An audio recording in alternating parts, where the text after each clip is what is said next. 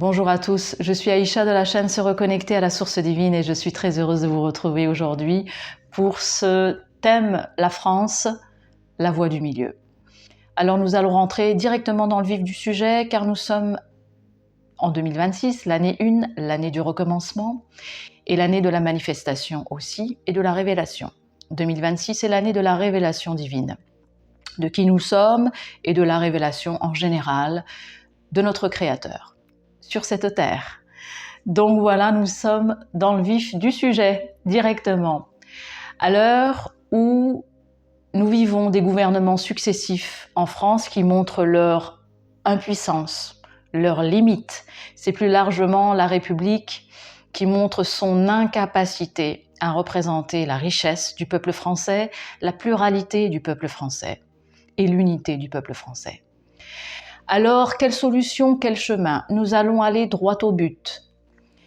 Quelle solution, quel chemin? C'est le titre qui porte tout ce dont nous avons besoin de savoir et nous avons besoin d'entreprendre ensemble la voie du milieu. C'est la solution pour la France. Pourquoi? La France est d'abord un vieux pays. C'est un peuple et une terre ancestrale avec une richesse, une diversité incroyable dans tous les domaines et surtout de la sagesse. C'est quoi la sagesse? La sagesse, elle s'acquiert avec l'expérience. C'est l'expérience, c'est le fait que nous expérimentons telle ou telle chose qui fait que l'on acquiert de la sagesse. La sagesse ne vient pas de la connaissance, de l'information pure. Elle vient de l'information, de la connaissance incarnée, manifestée, l'expérience. La France a tout ça parce que c'est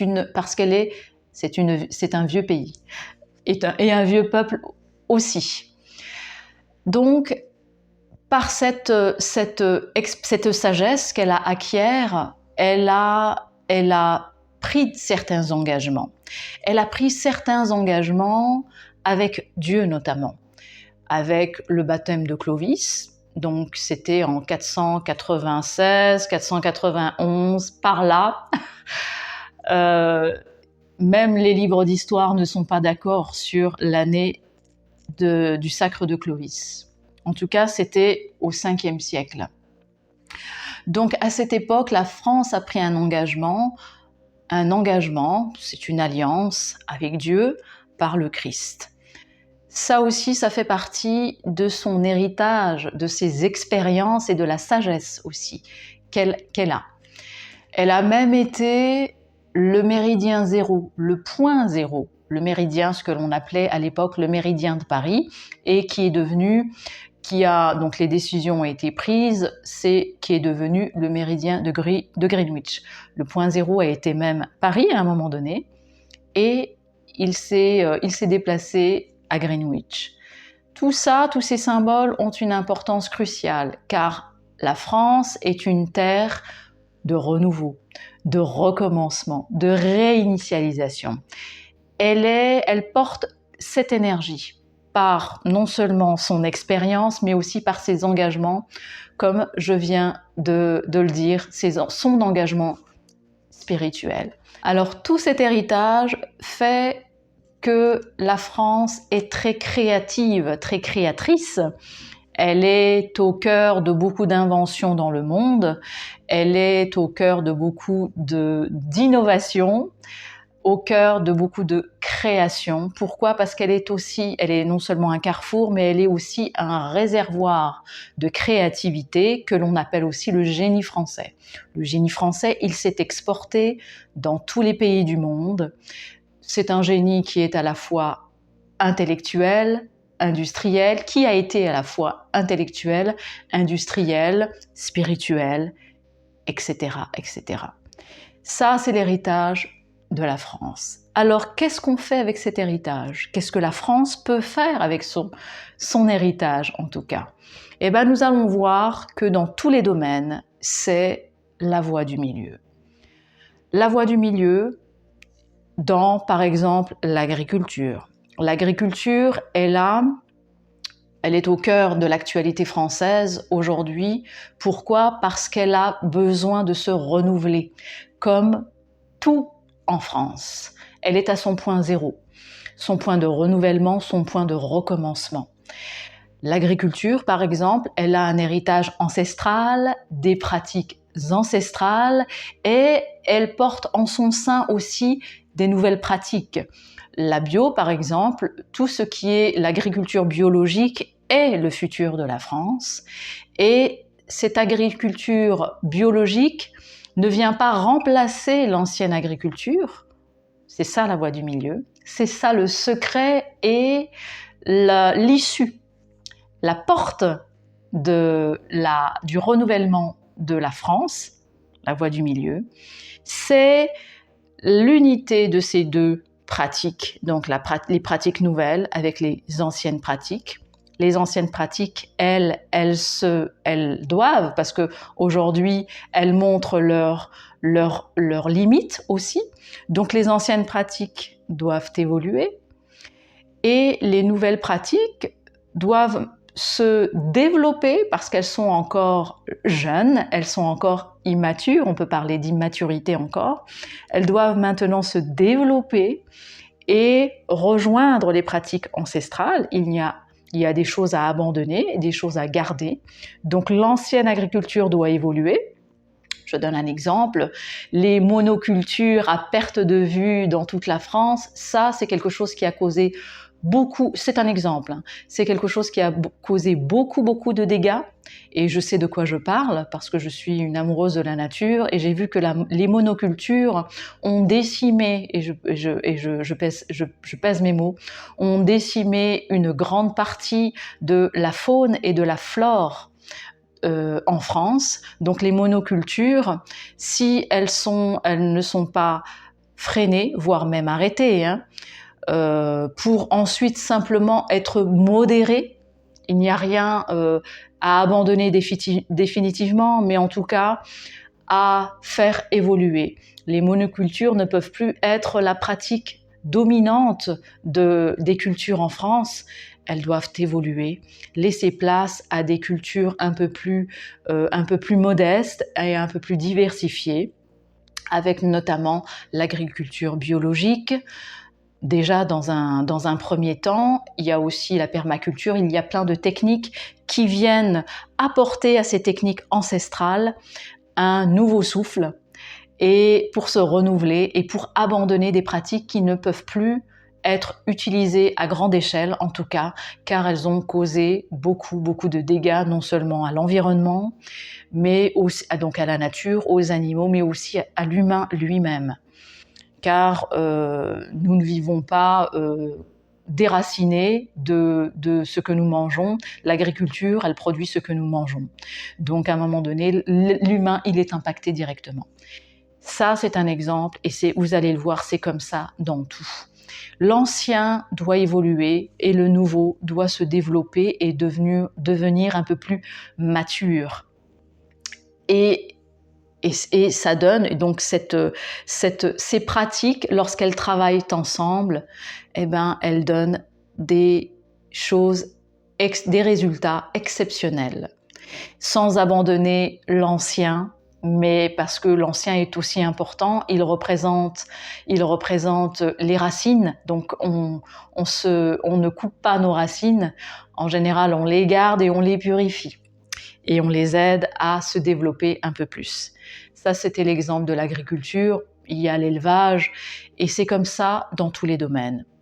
Je ne vais pas rentrer trop dans le détail dans chacun des domaines parce qu'il y a tout à repenser, à purifier en France, absolument tous les domaines. Alors je vais donner les domaines principaux qui me viennent en tête et qu'il est bon et juste en tout cas d'évoquer. Parce qu'on est dans le divin et ce qui est bon et juste est évoqué. En parlant de l'agriculture, je parle aussi de l'environnement. C'est pareil. Aujourd'hui, il est impératif de protéger notre environnement. Le décès de Brigitte Bardot était aussi un appel. Même son décès est une invitation à prendre le flambeau, c'est-à-dire à protéger la nature, les animaux, notre environnement, qui est intimement lié à l'agriculture. L'agriculture, les agricoles, vous allez le voir comme les médecins et les soignants, sont l'avant-garde de la Terre, sont les gardiens de la Terre, l'avant-garde de l'environnement. Donc les agriculteurs sont directement, leurs pratiques impactent directement l'environnement. C'est pour ça que les anciennes pratiques doivent évoluer et que les nouvelles pratiques doivent prendre un peu plus, doivent retrouver de la maturité et prendre un peu plus d'espace. Donc il est intéressant, même dans l'environnement, de faire très attention. Les pratiques, la chasse par exemple, ne peut plus être pratiquée comme avant, à l'heure où 60% des oiseaux ont disparu, 60% des espèces en France ont disparu. La chasse, la pêche, notre façon de vivre, l'utilisation des insecticides, tout est passé au crible, tout doit être maintenant passé au crible, et les techniques qui doivent être même arrêtées pour redonner un souffle à l'environnement, elles seront arrêtées ou elles seront en tout cas modérées pour que l'environnement, la nature puisse reprendre son élan, son énergie de vie, son développement. L'environnement. Ensuite, donc c'est pareil, il y a des nouvelles choses à mettre en place et des anciennes choses fortes qui peuvent être arrêtées dans un premier temps et ensuite être modérées. Ça, c'est l'agriculture, l'environnement qui sont intimement liés. Nous arrivons ensuite, nous pouvons parler aussi du domaine de la médecine. Je prends cet exemple parce que c'est mon domaine aussi. Ça fait plus de 25 ans que j'évolue dans ce domaine. Donc, je peux en parler de manière très enracinée. C'est pareil, la médecine, il y a la médecine conventionnelle et là, les médecines, ce que l'on appelle les médecines alternatives, les médecines douces. Et ça fait des années que je vois la médecine conventionnelle attaquer la médecine, on peut l'appeler comme ça, la médecine douce, la médecine alternative. Et je ne sais pas si c'est un scoop pour vous, mais en tout cas, ça a été un scoop pour moi. C'est la même chose de l'autre côté. La médecine douce, les médecines alternatives, elles attaquent violemment la médecine conventionnelle. Et dans chacune, il y a des choses précieuses à garder, à faire évoluer. La médecine conventionnelle, ce qu'on appelle aussi la médecine occidentale, elle a besoin d'évoluer. Évidemment, elle a besoin d'évoluer, d'abandonner certaines pratiques, mais il n'y a pas tout à jeter dans la médecine conventionnelle, ce qu'on appelle la médecine occidentale. Et de la même manière, les médecines alternatives, les médecines douces, elles sont appelées à gagner en maturité, en expérience, mais pas à venir remplacer totalement la médecine conventionnelle.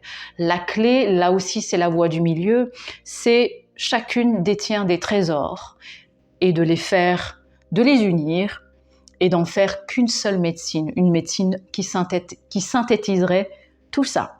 Donc nous avons vu que c'était la voie du milieu dans l'agriculture, dans l'environnement, c'est pareil en médecine. Aujourd'hui, je prends des exemples. Nous avons perdu, du côté des médecines alternatives, nous avons perdu beaucoup de gens, sans donner de nom, mais de grands naturopathes, de grands médecins, etc., etc. Je peux en nommer quelques-uns, Tal Chaleur, il y a Irène Grosjean, Daniel Kieffer, etc. Il y a beaucoup de grands noms de la médecine alternative qui nous ont quittés.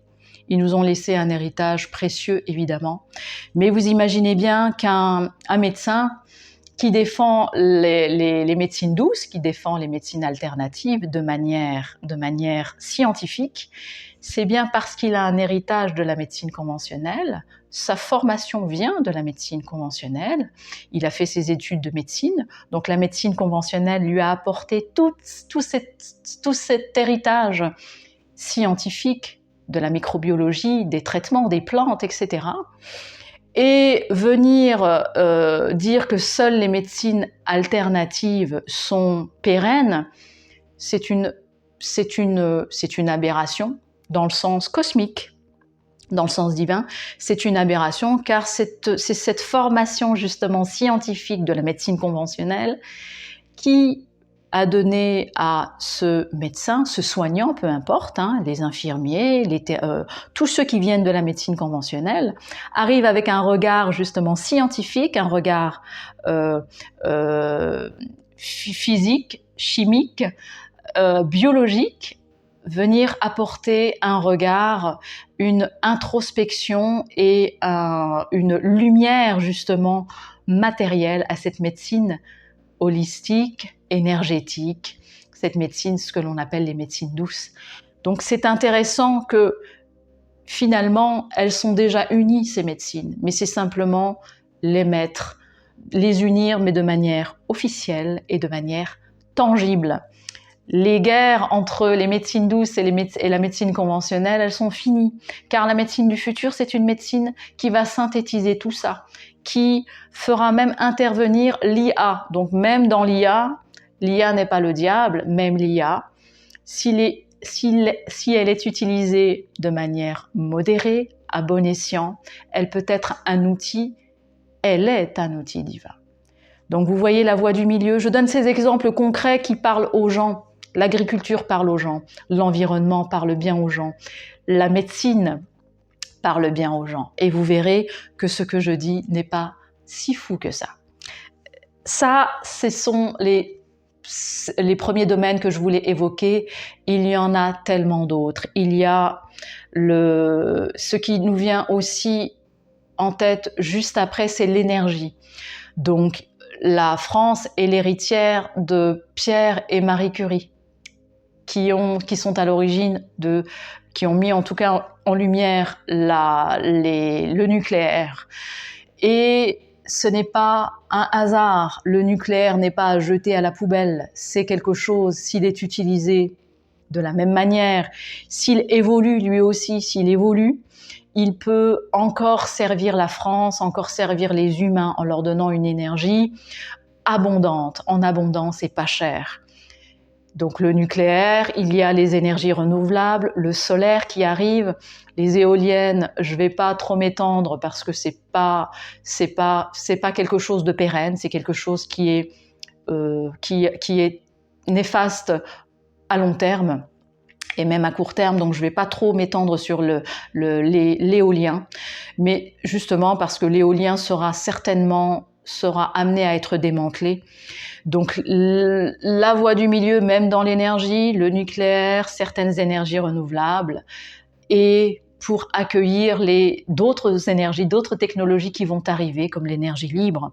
La voie du milieu, elle est partout, absolument dans tous les domaines. Si vous voulez savoir ce qu'il y a à faire, même au niveau des mœurs, les mœurs, le rôle de l'homme, le rôle de la femme, l'aberration aussi des changements de sexe des enfants, et j'irai même plus loin des adultes.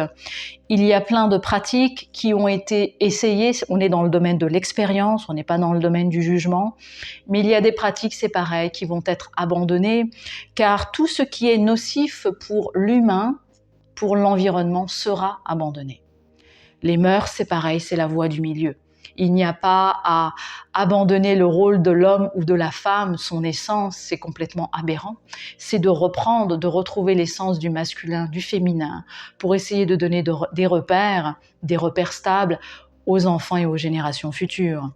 Dans le domaine de l'éducation, l'ancien système qui amenait une certaine rigueur dans l'enseignement, il n'est pas à mettre à la poubelle. Évidemment qu'il faut une certaine rigueur. Donc l'ancien système, il est très intéressant d'en garder les bases, ce qui est bon, tout en ramenant les nouvelles techniques, des nouvelles approches de l'éducation, car les enfants sont aujourd'hui de nouvelles âmes qui ont besoin non pas uniquement de rigueur, ils ont besoin aussi d'approches singulières, personnelles en fonction de chaque enfant et en fonction de l'âme, car l'enfant est aussi une âme. Donc vous voyez, il n'y a rien à abandonner, mais à faire évoluer les anciennes pratiques, à introduire les nouvelles et en faire une synthèse. C'est aussi comme ça dans tous les autres domaines en France. Je vais aborder aussi le domaine de l'immigration qui est très important. L'immigration, c'est pareil. Quand vous avez un pont qui est fragile, vous évitez de faire venir des gens en masse sur ce pont de peur qu'il ne cède. Donc c'est pareil. L'immigration en masse est une aberration, car un pays ne peut pas contenir autant d'apports extérieurs des peuples de l'extérieur. Il peut en accueillir de manière raisonnée, de manière raisonnable, de manière à ce que chaque être humain puisse avoir le temps de s'intégrer, d'assimiler la nouvelle terre sur laquelle il se trouve, d'assimiler les nouveaux codes de vie du peuple dans lequel il entre. L'immigration sauvage est une aberration. L'immigration, c'est pareil, c'est comme toutes les pratiques qui sont utilisées de manière excessive. À un moment donné, elles seront obligées d'être stoppées et ensuite être modérées. Mais c'est comme ça. La France, l'immigration en France, c'est la même chose. C'est la voie du milieu. On ne peut pas continuer. Cette immigration massive dans tous les sens et cette immigration sauvage. Et je peux vous dire, je sais de quoi je parle, j'en viens. Et il n'y a pas de hasard si c'est moi aussi qui porte cette voix. Car les répercussions sont dramatiques. Je le sais car j'ai travaillé pendant des années dans les services d'urgence aux quatre coins de la France et même à l'étranger. Et je peux vous dire que l'immigration sauvage fait des dégâts, entraîne une misère sociale. Vous imaginez même pas ce que l'on peut vivre sur le terrain quand les pratiques sont excessives. Donc l'immigration aussi c'est pareil, ce sont des sujets que j'invite aux personnes qui se disent être dans le spirituel à toucher et à s'engager dans tous les domaines de la société.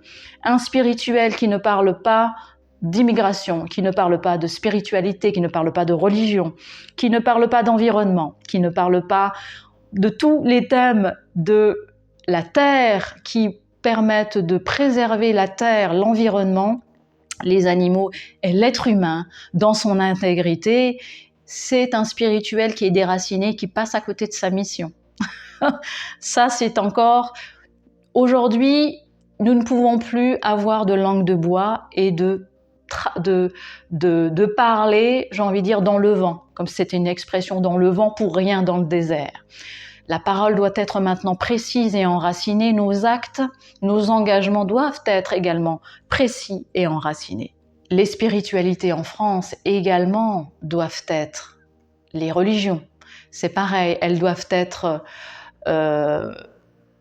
évoquées et traitées. La France, le pays du Christ, ne peut pas devenir un califat ou même, j'ai envie de dire, une synagogue à ciel ouvert ou même un temple bouddhiste à ciel ouvert. La France, elle s'est engagée, elle a des racines, elle a une histoire. Elle ne peut pas simplement céder sa terre, céder ses principes, céder son cœur, sa structure à n'importe quelle structure, qu'elle soit spirituelle, intellectuelle, sociale, extérieure à un moment donné. C'est parce qu'elle en choisit le chemin, c'est parce qu'elle en porte l'essence qu'elle va faire tel ou tel choix. Les religions aussi sont un thème crucial et je ferai des vidéos spécialement pour les religions car il est très important maintenant d'enraciner tous nos choix en France, car nous sommes à un moment crucial. La France est la voie du milieu et c'est sa mission, c'est son devoir de l'incarner. Le système, j'en viens pour finir au système de gouvernance en France. La France porte cette sagesse de l'expérience de différents systèmes de gouvernance. Et le prochain système de gouvernance sera certainement sera une synthèse de tout ce qu'elle a vécu, une synthèse de tous les systèmes de gouvernance qu'elle a expérimentés, c'est-à-dire la monarchie, l'empire et la République. Donc même dans la République, il y a des choses intéressantes à garder, comme le système démocratique. Donc c'est pareil, la France, la voie du milieu, même dans son prochain système de gouvernance, c'est le milieu, la synthèse de tous les systèmes de gouvernance qu'elle a vécu. Donc vous voyez, la France, c'est la voie du milieu, car c'est son engagement, son héritage et sa mission divine, tout simplement, par rapport à la synthèse que je vous ai faite. Si vous voulez plus de détails dans les domaines que je viens d'évoquer, il y a mes vidéos précédentes qui en parlent, et la mission divine de la France particulièrement. La voie du milieu, nous venons de le voir en son sein, mais aussi dans le monde. La voie du milieu, elle est apportée aussi dans le monde. La France, elle a souvent, toujours été cette voie de paix, cette voie de médiateur. Et lorsqu'elle ne porte pas cette voie, c'est pour ça que je disais la France, la voie du milieu, la voie avec un E à la fin, mais aussi la voie avec un X à la fin. Car elle porte la voie, cette voie de la sagesse, cette voie du milieu, cette voie médiatrice des peuples, des spiritualités et des pratiques politiques et commerciales dans le monde. Donc la France, la voie du milieu, oui, même dans le monde, donc en son sein et dans le monde. Aujourd'hui, nous voyons qu'il y a le bloc occidental, le bloc oriental, la France, la voie du milieu. Elle est entre les deux. Elle est entre les États-Unis et la Russie. Elle est entre Israël et Palestine. Elle est entre l'Occident et l'Orient. Elle est au milieu. Elle est un carrefour et un réservoir d'idées, de lumière, de connaissance. Elle porte la voie aussi du milieu, la voie du Christ, la voie de la conscience. La conscience divine, la conscience de l'amour divin. Donc même dans le monde, son rôle est un rôle central, un rôle de médiateur. Médiateur de quoi? Transmetteur de quoi? De la paix, de la sagesse, de la conscience divine, de l'amour divin, l'amour pour soi et l'amour des peuples. La France ne rejette, elle n'a jusqu'à maintenant rejeté personne, mais à un moment donné, vous savez, c'est comme les burn-out. Vous travaillez dans l'excès. Imaginez. Le burn-out parle à beaucoup de gens en France, car il a fait des ravages et il fait encore des ravages. Le burn-out, c'est quand vous êtes dans le don de manière excessive, vous travaillez trop, et à un moment donné, vous ne pouvez plus le faire. Vous commencez à développer des symptômes physiques, d'agressivité, de souffrance physique, morale, spirituelle, dans tous les domaines. Le burn-out, c'est quand vous n'en pouvez plus, que vous êtes dans l'excès. Et qu'est-ce que vous faites quand vous êtes en burn-out? Vous vous arrêtez. Vous arrêtez tout. Vous arrêtez de travailler, vous arrêtez même de manger, parce que l'excès, il peut être même dans la nourriture. Vous vous arrêtez tout simplement d'agir, de courir pour vous poser. Donc vous arrêtez toutes vos pratiques. C'est pareil, la France, la voie du milieu, elle arrête tous ces excès, quels qu'ils soient. Peu importe le domaine, quand il y a des excès, que ce soit en politique, que ce soit dans la spiritualité, que ce soit dans les mœurs, que ce soit dans l'agriculture, que ce soit, peu importe, quand vous arrivez à un taux d'excès trop important, il faut arrêter, tout simplement. Il est temps d'arrêter nos excès et nos carences et de retrouver la voie du milieu, la voie de la sagesse. Et ça tombe bien car c'est l'engagement, l'héritage et la mission divine de la France. Alors, à bientôt.